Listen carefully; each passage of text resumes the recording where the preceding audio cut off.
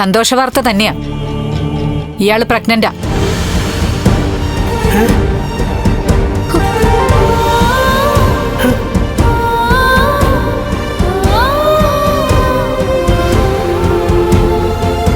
അത് കേട്ടപ്പോ എന്താ ഒരു സന്തോഷമില്ലാത്തെ? അത് ഒട്ടും പ്രതീക്ഷിച്ചതല്ല. പ്രതീക്ഷിക്കില്ല. കാരണം 8 മാസം പ്രായമായ ഒരു കുഞ്ഞിനെ വയറ്റിൽ കൊണ്ടു നടന്ന ഒരു അമ്മയല്ലേ ഇയാള് തള്ളി താഴെയിട്ടത്. ഒരു പെൺകുട്ടി വിശേഷം അറിയിക്കുമ്പോ അവളുടെ മുഖത്ത് നോക്കി പരുഷമായി സംസാരിക്കേണ്ടതല്ല. പക്ഷേ നിങ്ങളെ നിങ്ങളുടെ കൊച്ചുമോളെയും ഞാനൊന്ന് കാണാനിരിക്കുകയായിരുന്നു. നിങ്ങൾക്കൊക്കെ അല്ലാതെ മറ്റാർക്കെങ്കിലും ഇങ്ങനെയൊക്കെ ചെയ്യാൻ പറ്റുമോ? അത് പിന്നെ ഡോക്ടറെ, അത്രത്തോളം മോളെ ലക്ഷ്മി അവിടെ ഇട്ട് കഷ്ടപ്പെടുത്തിയതാ. എന്ത് കഷ്ടപ്പാടാണെന്നാ നിങ്ങൾ ഈ പറയുന്നേ?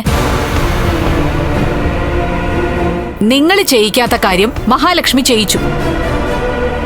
അല്ലാതെ ആ കുട്ടി എന്ത് തെറ്റാ ചെയ്തത്? ഇന്നത്തെ കാലത്ത് ആൺകുട്ടികൾക്കറിയാലോ അടുക്കള പണിയൊക്കെ. അവര് വീട്ടുകാര്യങ്ങളൊക്കെ നന്നായി നോക്കുന്നുണ്ടല്ലോ. എല്ലാ ആണും പെണ്ണും ഇന്ന് മിക്കവാറും കാര്യങ്ങള് ഷെയർ ചെയ്താ പോകുന്നേ. അപ്പൊ അടുക്കള കേറി ഒരു ചായ പോലും ഉണ്ടാക്കാത്ത ഇവളെയൊക്കെ പഠിപ്പിച്ചതാണോ ലക്ഷ്മി ചെയ്ത കുറ്റം? എന്നാലും ചെയ്യാത്ത കാര്യങ്ങളൊക്കെ പെട്ടെന്ന് ചെയ്യിച്ചപ്പം മോള് ആകെ ശ്വാസം മുട്ടിപ്പോയി. അങ്ങനെ ശ്വാസം മുട്ടിയ സ്റ്റെപ്പിന്ന് ഇവളുടെ ചേച്ചിയെ തള്ളി താഴെയിടുവോ? അത് ഡോക്ടറെ, അവൾക്ക് കുഴപ്പമൊന്നുമില്ലല്ലോ. കുഴപ്പമുണ്ടായി. ഇവളുടെ അച്ഛനിപ്പോ പോലീസ് ലോക്കപ്പിലല്ലേ.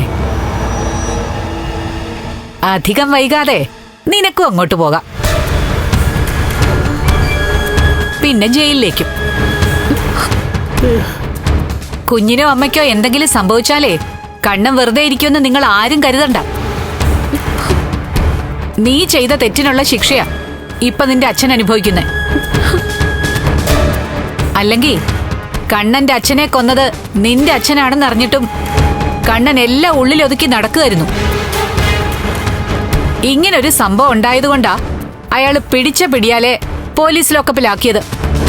എന്തു ചെയ്യാനാ ഡോക്ടറെ? പെട്ടെന്നുള്ള ദേഷ്യത്തിനും മോള് അങ്ങനെ അങ്ങ് ചെയ്തു പോയതാ. എല്ലാവർക്കും ദേഷ്യം വരും എന്നുവെച്ച് അത് നിയന്ത്രിച്ചില്ലെങ്കിലേ ഇപ്പൊ ഇവൾ അനുഭവിച്ചതിനേക്കാളും വലിയ കഷ്ടപ്പാടായിരിക്കും ഇനി ഇവൾ അനുഭവിക്കാൻ പോകുന്നത്. ഇവള് ജയിലിലേക്ക് പോയിന്നിരിക്കട്ടെ, അവിടെ രാവിലെ മുതൽ വൈകുന്നേരം വരെ ഇവൾക്ക് ജോലി ചെയ്യേണ്ടി വരും. ആ സമയത്തെ ഇവളെ ജോലി ചെയ്യിപ്പിക്കുന്നത് ജയിൽ വാർഡനാവും. അവരെ ഇവൾ ഇതുപോലെ തല്ലുവോ? ആ സമയത്ത് എനിക്ക് എന്താ സംഭവിച്ചെന്ന് അറിയില്ല ഡോക്ടറെ. അതൊക്കെ അറിഞ്ഞോളൂ. ലക്ഷ്മിക്കും കുഞ്ഞിനും എന്തെങ്കിലും സംഭവിച്ച നിന്നോട് ഇപ്പോഴും ചെറിയൊരു സിമ്പതി കാണിച്ചിട്ടുണ്ട് കണ്ണൻ. അതുപോലും ആവശ്യമില്ലാന്നാ ഞങ്ങളൊക്കെ കണ്ണനോട് പറഞ്ഞത്.